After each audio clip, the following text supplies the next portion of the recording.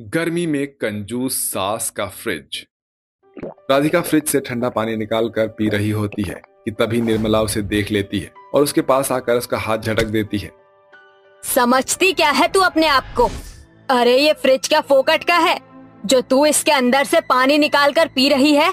दादी माँ, मुझे बहुत जोरों से प्यास लगी थी, इसलिए फ्रिज खोलकर पानी पीने लगी। निर्मला राधिका का हाथ पकड़कर मरोड़ने लगती है।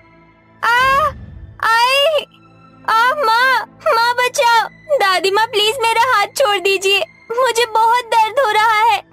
अरे ऐसे कैसे छोड़ दूं? तेरा हाथ फ्रिज के अंदर से पानी निकालने से पहले तो तेरे हाथ में दर्द नहीं हुआ, लेकिन जरा सा हाथ क्या पकड़ लिया मैंने, तेरे हाथ में दर्द होने लगा। अपनी बेटी राधिका के चिल्लाने की आवाज सुनते ही उसकी माँ रेशमा फौरन वहां पहुंच जाती है और अपनी बेटी को बचाने की कोशिश करती है। छोड़ दीजिए माँ जी, आप मेरी बेटी के ऊपर इतने अत्याचार क्यों कर रही हो? अरे एक पानी ही तो पिया है, कौन सा फ्रिज अपने मुंह में निगल गई है मेरी बेटी। अरे क्या पता तुम जैसे फकीरों का कब कौन सी चीज निगल बैठो। अपनी बेटी को अच्छे से समझा दे, मैं इसे जरा भी इस फ्रिज के इर्द गिर्द देखना पसंद नहीं करती हूँ। जा ले जा इस कूड़े कचरे को। निर्मला के ऐसा कहने पर रेशमा अपनी बेटी राधिका को वहां से ले जाती है, जिसके बाद राधिका अपनी माँ की गोदी में रोते हुए लेट जाती है और कहती है, माँ दादी माँ हमारे साथ ऐसा क्यों करती है? हमने ऐसा क्या कर दिया जिसके चलते दादी माँ हमारे साथ इतना ज्यादा भेदभाव करती है? कोई बात नहीं बेटी, तुम्हारी दादी की तो ऐसी ही आदत है, तुम उसे नजरअंदाज करो। चलो मैं तुम्हें खाना खिला देती हूँ। निर्मला इसी प्रकार अपनी पोती और अपनी बहू के साथ व्यवहार करती है। वो गर्मी में भी उन दोनों को फ्रिज का ठंडा पानी नहीं पीने देती। एक दिन निर्मला अपने बेटे को फोन करके कहती है, बेटा इतनी गर्मी हो रही है, एक काम करना, आज ऑफिस से आते हुए मेरे लिए आइसक्रीम लेते आना। ऐसा कहकर निर्मला फोन काट देती है। शाम को जब विक्रम ऑफिस से वापस घर लौटता है तो उसके हाथ में आइसक्रीम होती है, जिसे निर्मला अपनी बहू और पोती की नजर पड़ने से पहले ही फ्रिज में लगा देती है और फ्रिज को लॉक कर देती है। कुछ ही देर में सभी लोग खाना खाने के लिए खाने की टेबल पर आते हैं। अरे बहू जल्दी जल्दी खाना परोस, मुझे बहुत जोरों से भूख लगी है। ये लीजिए माँ जी, खाना खाइए। निर्मला खाना खाने लगती है, तभी राधिका को बहुत तेज प्यास लगती है। मुझे बहुत जोरों से प्यास लगी है माँ, मुझे ठंडा पानी चाहिए। निर्मला ये सुनते ही राधिका को घूर घूर कर देखने लगती है। अपनी दादी की नजरों को देखते ही राधिका मुंडी नीचे करके खाना खाने लगती है। अरे तुम्हें प्यास लगी है, रुको मैं पानी लेकर आता हूँ। विक्रम जैसे ही पानी लेने के लिए उठने वाला होता है तभी निर्मला कहती है, अरे बेटा तुझे उठने की क्या जरूरत है, तू जानता है ना खाने के ऊपर से ऐसे नहीं उठते हैं। इतना काम तो तेरी बहन आरती भी कर देगी। जा आरती, फ्रिज के अंदर से पानी की बोतल ले आ। आरती अपनी माँ की चाल समझ जाती है, जिसके चलते वो चुपके से निर्मला से चाबी ले लेती है और फ्रिज को खोलकर उसके अंदर से पानी निकाल लेती है। सभी लोग खाना खाकर अपने अपने कमरे में जाकर सो जाते हैं। वहीं दोनों माँ बेटी अपने कमरे में बैठकर मजे से आइसक्रीम खा रही होती हैं। अरे वाह माँ, क्या स्वादिष्ट आइसक्रीम है। इतनी गर्मी में ऐसी आइसक्रीम खाने का मजा ही अलग है। अरे हाँ हाँ क्यों नहीं, स्वादिष्ट तो होगी ही। आखिर मेरा बेटा जो लेकर आया है, वो तो शुक्र है कि मैंने लाते ही फ्रिज में रख दी थी और ताला लगा दिया था, वरना तो उन दोनों भुक्कड़ माँ बेटी से ये बचती ही नहीं, और अगर उसकी नजर पड़ जाती तो हमारे पेट में भी जाकर पच नहीं पाती। दोनों माँ बेटी आइसक्रीम के मजे ले रही होती हैं, तो वहीं दूसरी तरफ राधिका ये सब दरवाजे पर खड़ी होकर सुन रही होती है। उसे बहुत दुख होता है, लेकिन वो किसी से कुछ नहीं कह पाती। ऐसे ही दिन प्रतिदिन राधिका की तबीयत अपने आप ही खराब होने लगती है।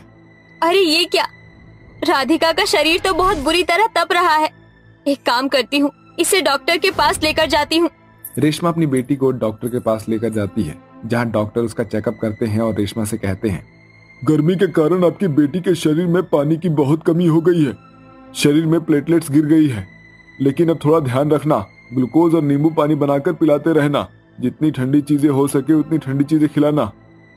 डॉक्टर की बात मानकर रेशमा राधिका को घर ले आती है और अपनी सास से कहती है, माँ जी थोड़ा सा मुझे फ्रिज के अंदर से ठंडा पानी ले लेने दीजिए। राधिका की तबीयत बहुत ज्यादा खराब हो रही है, उसके शरीर में पानी की कमी बताई गई है, मुझे उसे ठंडा ठंडा नींबू का पानी पिलाना है। ओ हो देखो तो सही, अपनी बेटी की आड़ में खुद नींबू पानी पीना चाहती है। अरे मैं तेरी सारी चाल अच्छे से समझती हूँ। तेरी बेटी कोई बीमार नहीं हुई है। जा ले जा इसे यहाँ से, नहीं तो ऐसा हाल करूंगी कि दिन में तारे दिख जाएंगे। कंजूस निर्मला फ्रिज को लॉक करके वहाँ से चली जाती है। वहीं बेचारी रेशमा अपनी बेटी की हालत देखकर रोने लगती है। सुबह से शाम हो जाती है। जब शाम को विक्रम ऑफिस से घर आता है तो वो अपनी सास की सारी करतूत अपने पति को बता देती है। मैं ऐसा कभी नहीं चाहती थी कि मैं आपको माँ जी के बारे में ये सब बताऊं, लेकिन अब मेरी बेटी का सवाल है तो मैं चुप कैसे रह सकती हूँ। गर्मी से देखो, उसके शरीर पर यूं घमौरियां भी शुरू हो गई है। अगर ज्यादा पानी की मात्रा शरीर में कम हुई तो हमारी बेटी की जान भी जा सकती है। मेरी माँ इतनी कंजूस है, मैंने सोचा भी नहीं था कभी। उन्हें जरा भी मेरी बच्ची की परवाह नहीं है। तुम यहीं रुको, मैं अभी आता हूँ। विक्रम ऐसा कहकर अपनी माँ और बहन के पास जाता है और उन्हें खूब जली कटी सुनाता है। अरे मैं इस घर में कमा किसके लिए रहा हूँ? ये फ्रिज इस घर में शोपीस के लिए नहीं है, बल्कि मेरी पत्नी और मेरी बेटी के लिए लेकर आया हूँ।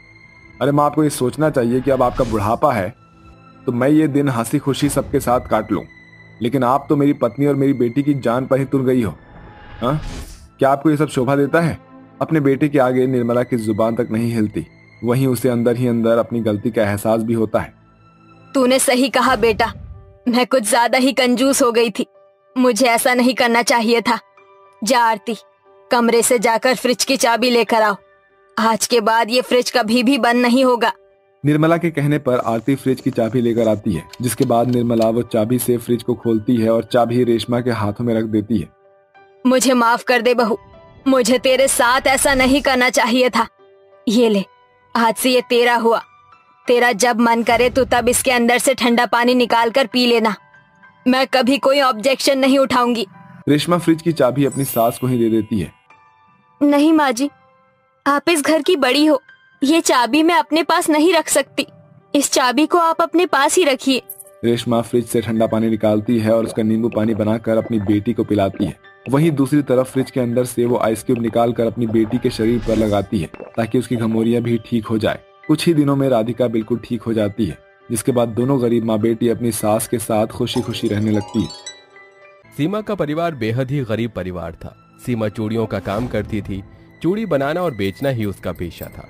सीमा का पति मोहन और उसका जेठ मजदूरी का काम करते थे, जिसकी वजह से घर में 2-4 पैसे आ जाते थे और उन्हीं से ही उनका घर चलता था। चूड़ी ले लो, चूड़ी, रंग बिरंगी चूड़ी, सुंदर सुंदर प्यारी प्यारी चूड़ी ले लो। आओ बहन, देखो ना कितनी प्यारी प्यारी चूड़ी है। ले लो, आपके इन गोरे हाथों पर ये कांच की चूड़ियाँ बहुत अच्छी लगेंगी।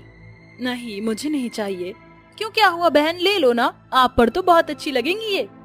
कहा ना नहीं चाहिए। आजकल के टाइम ये कांच की चूड़ियाँ कौन पहनता है?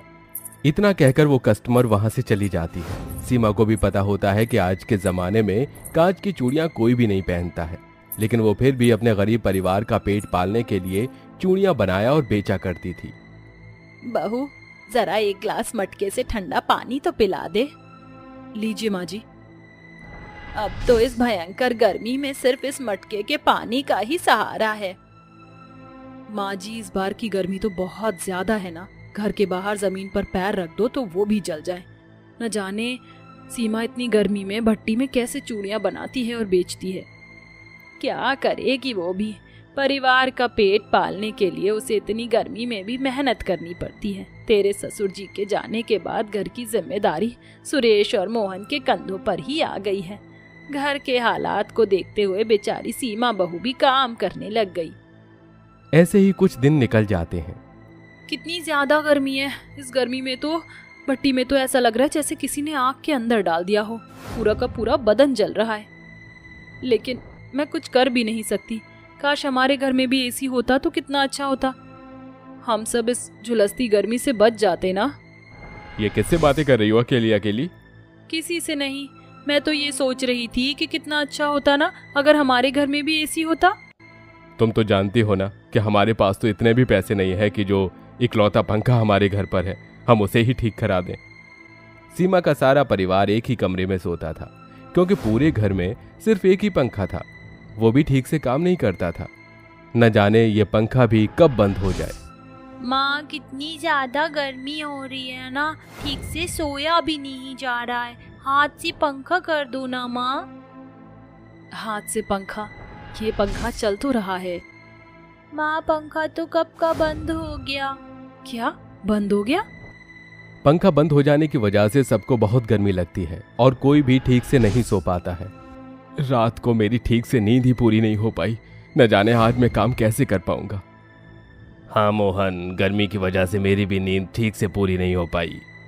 इस गर्मी ने तो मेरा और मेरे पूरे परिवार का बहुत ज्यादा बुरा हाल कर दिया है। अब मुझे कुछ ना कुछ करके पैसे जोड़कर एसी लाना होगा, वरना इतनी गर्मी में तो मेरे पूरे परिवार का बुरा हाल हो जाएगा।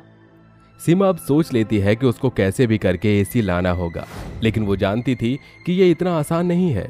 इसलिए वो रोज की तरह चूड़ी बेचने निकल जाती है। लेकिन आज भी रोज की तरह कोई भी उसकी चूड़ी नहीं खरीद रहा था। कोई भी चूड़ी लेने को तैयार नहीं होता है कि तभी सीमा एक कस्टमर को चूड़ी लेने के लिए बोलती है।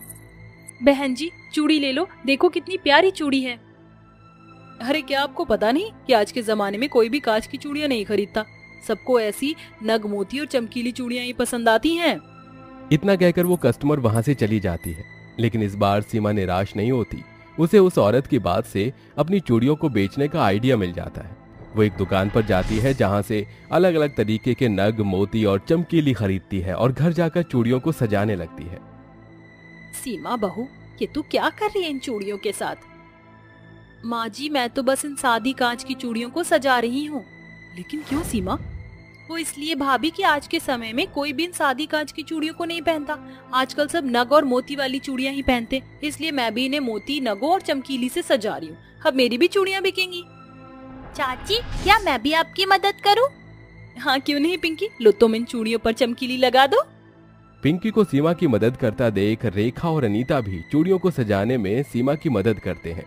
सभी पूरी रात जागकर चूड़ियों को सजाते हैं। अगले दिन माँ जी, आज मैं इन चूड़ियों को बेचने के लिए जा रही हूँ। आप सब भगवान से प्रार्थना करना कि आज मेरी सारी चूड़ियाँ बिक जाएं।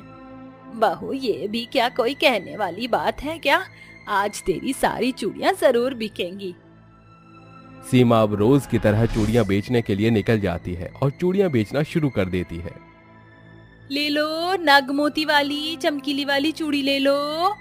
अरे चूड़ियां तो बहुत सुंदर लग रही हैं। कितने की हैं? ज्यादा नहीं, 1 दर्जन सिर्फ 20 रुपए की है। इतनी सस्ती?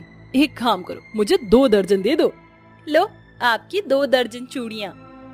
धीरे धीरे करके सीमा की शाम तक सारी की सारी चूड़ियां बिक जाती हैं। जहां शाम तक एक भी चूड़ी नहीं बिक पाती थी, वहां आज सीमा की सारी चूड़ियां बिक गई थीं। सीमा आज बहुत ज्यादा खुश होती है। वो अब रोज ही नग और मोती की चूड़ियां बेचा करती थी। अब सीमा की बहुत अच्छी बिक्री शुरू हो जाती है और जल्द ही सीमा अपनी एक चूड़ियों की दुकान भी खोल लेती है। माँ जी, मैं चाहती हूँ कि आप ही इस दुकान का उद्घाटन करें। बहू, तेरी लगन मेहनत से ही आज हमारी परेशानी दूर हो पाई है। अगर तू मेहनत ना करती तो आज भी हम उसी तरीके से जी रहे होते। हाँ सीमा, माँ जी बिल्कुल सही कह रही हैं। इसमें सिर्फ मेरी ही नहीं, आपकी मेहनत भी है। आपने भी मेरे साथ चूड़ियों को सजाने में बहुत मेहनत की है। दुकान के उद्घाटन के बाद सीमा सबको घर लेकर आती है। आप सभी के लिए अंदर एक नया तोहफा है। तोहफा? कैसा तोहफा बहू? माँ जी, आप अंदर तो चलिए, आप खुद देख लीजिए कि क्या तोहफा है आप सबके लिए। सीमा के इतना बोलते ही सभी घर के अंदर जाते हैं और घर के अंदर जाते ही सब हैरान हो जाते हैं। बहू, ये क्या एसी? इसे तू कहाँ से लेकर आई?